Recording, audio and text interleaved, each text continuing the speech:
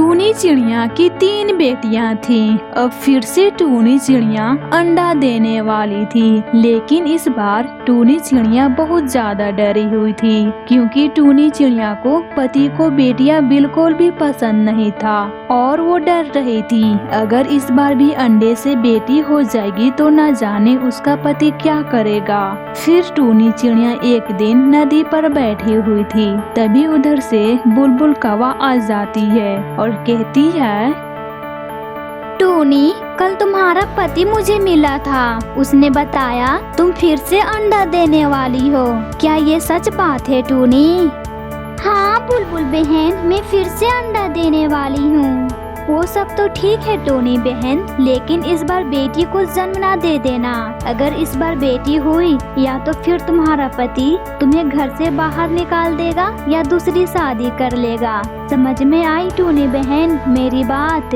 बुलबुल बहन, मुझे भी बहुत ज्यादा डर लग रहा है, लेकिन इस बार बेटी हो जाएगी तो इसमें मेरा क्या कसूर है बुलबुल बहन? ये तो ईश्वर के हाथ में है बेटा बेटी देना, इसमें मैं क्या कर सकती हूँ।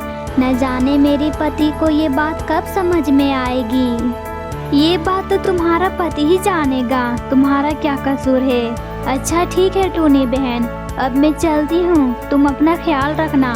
इतना कहकर बुलबुल कौवा वहाँ से चली जाती है। इधर टूनी चिड़िया भी अपने घर पहुँच गई थी। फिर उधर से टूनी चिड़िया के पति भी आ जाता है और कहता है, भोजन खिला दिया तुमने अपने तीनों बेटियों को? हाँ टूना जी, मैंने अपने तीनों बेटियों को भोजन खिला दिया था।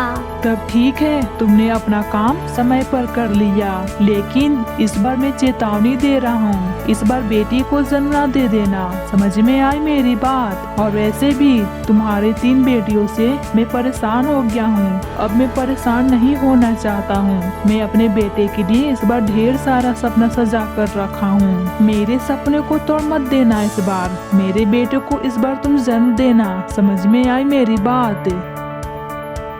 लेकिन टूनी चिड़िया अपने पति को बात सुनकर वो चुपचाप थी। वो नहीं चाहती थी कि मैं कुछ बोलूं और मेरे पति को गुस्सा आ जाए और वो झगड़ा करना शुरू कर दे। लेकिन कुछ दिन के बाद टूनी चिड़िया के पति टूना दूसरी शादी करके अपने दुल्हन को घर लेकर आ जाता है। ये सब देखकर टूनी चिड़िया कहती है, टूना जी, ये आपके साथ कौन है? ये हमारे घर क्यों आई है टूना जी? कुछ काम है क्या इसे?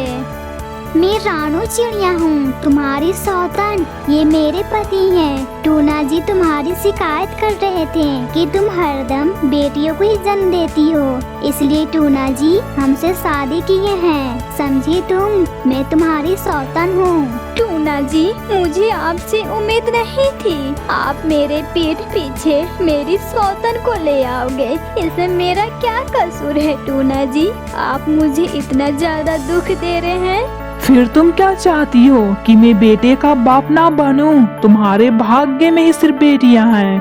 न जाने मुझे किस जन्म का सजा मिल रहा है। तुमसे शादी करके मेरी जिंदगी खराब हो गई है। मैंने क्या सोचा था और क्या हो रहा है? मैं तो सिर्फ तुमसे बेटा मांग रहा था, लेकिन तुमसे वो भी नहीं हो रहा है। सिर्फ बेटियों को ही जन्म देते जा रही हो। मेरी कितनी ख्वाहिश थी कि मेरा बेटा आएगा, मैं उसे ढेर सारा प्यार दूंगा, लेकिन नहीं, तुम तो सिर्फ बेटियों को ही जन्म दे रही हो। इसलिए मैंने दूसरी शादी कर लिया है। समझी तुम? मुझे रोकने का तुम्हें कोई हक नहीं है। मैं क्या करूं और क्या ना करूं, आई बात समझ में तुम्हें? लेकिन टूना जी, इसमें मेरा क्या कसूर है? और वैसे भी अगर इसके अंडे से भी बेटियां निकली तो आप क्या करेंगे इसे? बोलिए। चुप करो मनहूस, अच्छी अच्छी बातें करो। जैसी तुम्हारी काली जुबान है वैसे ही तुम बातें करती रहती हो। अब एक शब्द भी मत बोलना। अगर ज्यादा बहस की तुम्हें और तुम्हारे बच्चे को घर से बाहर निकाल दूंगा। समझ में आई मेरी बात? जब भी तुम बोलती हो मनहूस बातें निकालती रहती हो। न जाने मेरी शादी किससे हो गई है, पूरी जिंदगी मुझे पछताना पड़ेगा। पति जी, इसकी जुबान बहुत ज्यादा चलती है। न जाने इसके साथ आप कैसे गुजारा कर रहे थे। चलो अब तुम अपना घोंसला दूसरी तरफ कर लो, और हाँ, तुम अपने बेटियों को अपने घोंसले में ही रखना और बाकी के घोंसले खाली कर दो। नहीं नहीं टूना जी, जैसा आप कहेंगे वैसा ही मैं करूँगी, लेकिन आप हमसे छत ना छीने टूना जी। मैं सब काम करूँगी, मैं आपके लिए और सौतन जी के लिए भोजन ला कर दूँगी, मैं सब काम करूँगी टूना जी, लेकिन आप ये छत ना छीने, मैं सब काम करूँगी। इतना नाटक तुम क्यों कर रही हो? तो फिर तुम जाओ, मेरे लिए मीठे मीठे फल लेकर आओ। फिर टूनी चिड़िया बिना कुछ बोले फल के लिए निकल जाती है। थोड़ी देर और वो उड़ती है, तभी उसे जमीन पर फल दिखाई देता है। वो तुरंत फल के पास जाती है और फल लेकर घर पहुंच जाती है और कहती है, सौतन जी, टूना जी, आप दोनों ये फल खा लें। फिर टूनी चिड़िया के पति और रानू चिड़िया दोनों फल खाने लगते हैं। इधर टूनी चिड़िया और उसकी तीनों बेटियां सूखे फल खाते हैं। कुछ दिन गुजर जाने के बाद टूनी चिड़िया के अंडा फूट जाता है और उसमें से टूनी चिड़िया का बेटा निकलता है। ये सब देखकर टूनी चिड़िया बहुत ज्यादा खुश हो जाती है। अरे वाह, ये कितनी खुशी की बात है, मेरे अंडे में से मेरा बेटा निकला हुआ है। मुझे कितनी ज्यादा खुशी मिल रही है अपने बेटे को देखकर। टूना जी अपने बेटे को देखकर बहुत ज्यादा खुश हो जाएंगे और तो और मुझ पर अत्याचार भी करना छोड़ देंगे। ये कितनी खुशी की बात है। टूनी चिड़िया अपने आप से बात कर रही थी, तभी उधर से रानू चिड़िया और टूना दोनों आ जाते हैं। टूना जी, ये देखिए, मेरे अंडे में से बेटा निकला हुआ है। मैंने बेटे को जन्म दिया है टूना जी। आज मेरे घर में खुशियाँ आई है टूना जी। लेकिन टूना चिड़िया अपने बेटे को देखकर खुश नहीं था। तो क्या हुआ? ये कौन सी खुशी की बात है? अब मेरी दूसरी पत्नी भी अंडा देने वाली है, इसके अंडे से भी बेटा निकलेगा। तुम्हें इतना ज्यादा खुश होने की कोई जरूरत नहीं है। तुमने क्या सोचा? तुम्हारे बेटे को देखकर ये खुश हो जाएंगे? तुम्हारे अंडे से बेटा निकले या बेटी, तुम हम दोनों के लिए गुलाम रहोगी।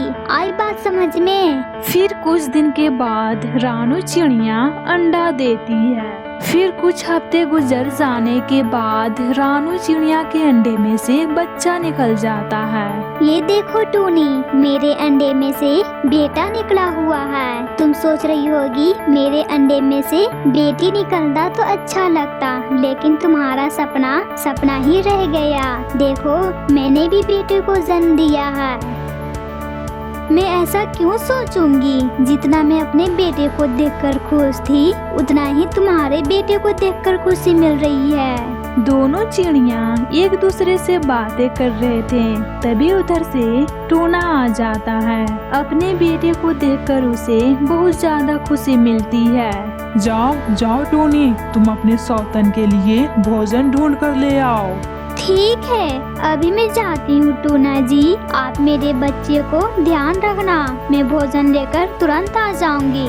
फिर टूनी चिड़िया भोजन की तलाश में चली जाती है। इधर टूना कहता है, रानू, क्या मेरे इस बेटे का पंख छोटा है क्या कि मुझे दिखाई दे रहा है?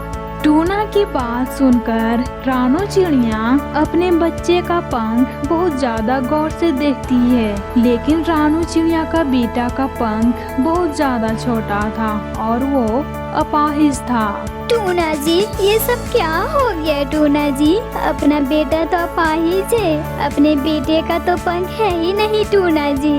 फिर टूनी चिड़िया भोजन लेकर वापस आ जाती है। सौतन जी, पति जी, क्या बात है? आप दोनों इस तरह से उदास क्यों बैठे हैं? टूनी, हमारा बेटा अपाहिज है, हमारा बेटा कभी भी आसमान की सैर नहीं कर पाएगा। तो क्या हुआ रानू? इसमें दुखी होने की क्या बात है? हम दोनों इस छोटे से बच्चे के 2 माँ हैं। क्या इस छोटे से बच्चे का दर्द भी दूर नहीं कर सकते हैं? टूनी, तुम्हारा दिल कितना बड़ा है। आपने कभी भी हम सबका बुरा नहीं सोचा, लेकिन आपने कोई शिकायत नहीं की और अत्याचार भी हम दोनों ने बहुत किया। मुझे माफ कर दो टूनी, मैं अपने कर्मों पर बहुत पछतावा कर रहा हूँ। मुझे माफ कर दो टूनी। मुझे भी माफ कर दो टूनी बहन, मुझे अपने कर्मों का फल मिल गया। ईश्वर ने मुझे सजा दे दिया। टूनी बहन, मुझे माफ कर दो। मैं दिल से माफी मांगती हूँ। अब से मैं एक बहन की तरह रहूंगी। टूनी बहन, मुझे माफ कर दो। लेकिन मेरे दिल में कोई शिकायत नहीं है, मेरा दिल पूरा साफ है। लेकिन टूना जी, आप मेरे बेटियों से मोहब्बत किया करें, क्योंकि माँ का प्यार जितना भी हो, लेकिन पिता के बिना बच्चों का पालन पोषण करना बहुत मुश्किल है। बस मेरी छोटी सी ख्वाहिश है, मेरे बच्चे को अपना नाम दें। बस मेरी यही इच्छा है। फिर सब साथ में हंसी खुशी से रहने लगते हैं।